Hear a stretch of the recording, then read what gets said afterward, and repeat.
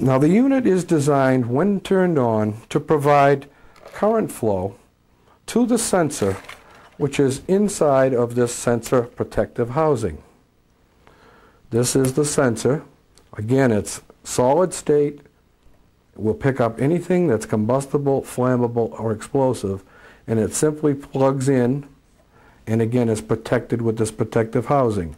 And you notice also within the housing there's a protective screen to prevent contaminating or getting dirt into the top of the sensor. Very easy to put the protective housing back on. Just slides on and locks in place with that locking tab. Now,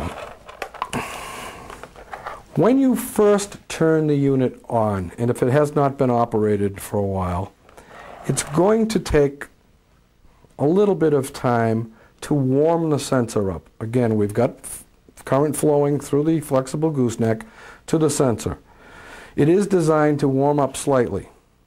While it is warming up, the unit will go through a self-check type of routine.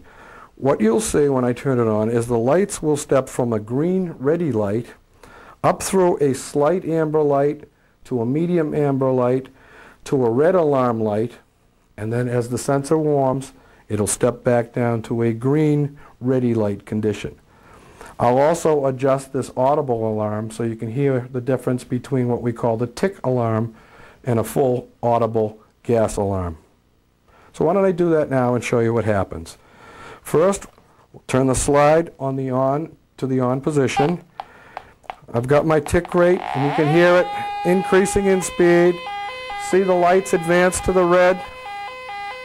Okay, as the sensor is warming up now, this should be accomplished usually within about 20 seconds. It'll step back down through the lights to the green ready light. And I can readjust my tick rate. And the unit now has demonstrated that electrically it's ready to go. So that's your battery check basically, and you're not only checking the battery, but you're checking your visual alarm indicators and your audible tick rate. Now while I'm talking, I'm going to shut this tick rate down so you can hear me a little bit better and explain to you how the lights are adjusted.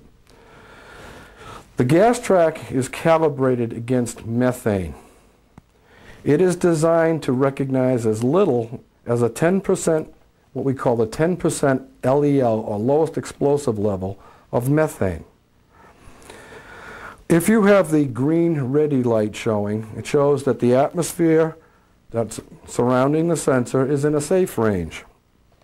If the light were to advance to the slight amber indicator, that would indicate that the air around the sensor is in about the 10% LEL of methane range. The medium slight, or medium amber light, excuse me, would indicate a concentration of about 20% LEL of methane. And the red alarm light, should that come on, would indicate a concentration of about 40% of the LEL of methane. Now, depending on your company's practice, make sure you follow it. Most companies do require that any indication other than the green ready light is cause for concern, and people should not work in that space. So a slight light at 10%, most companies have it in their practices that you would not enter that space. So double check your company's practices before you utilize this instrument. Now let's go into how we use the quick check kit. First of all, the bottle of 2.5% methane is what is used to quick check the Gas-Trac instrument. You're also provided with a regulator valve.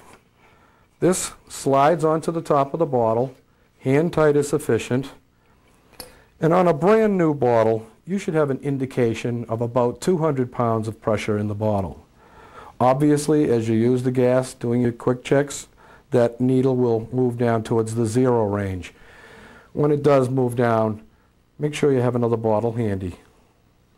What I'm going to be doing is connecting this short coupling hose to the valve on one side of the regulator, and this little adapter hood I'm going to be placing over the sensor, just like so. Place it on there all the way until all the ports on the sensor housing are covered.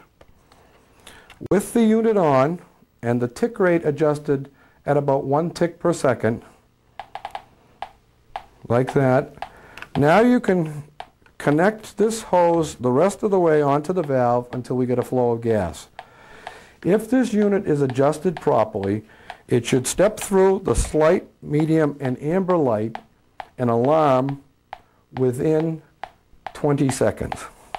So I'm connecting the gas, and as the gas is flowing now, we hear that tick rate increase.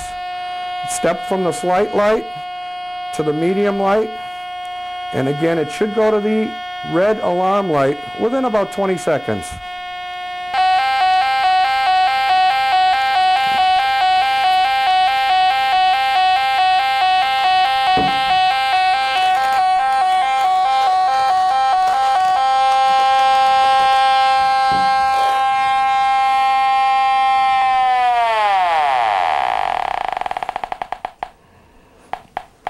So what you saw now, that we have an adjusted GasTrac that will alarm properly at the slight, medium, and alarm indications. When I remove the gas, you notice that it stepped back down to the green ready light.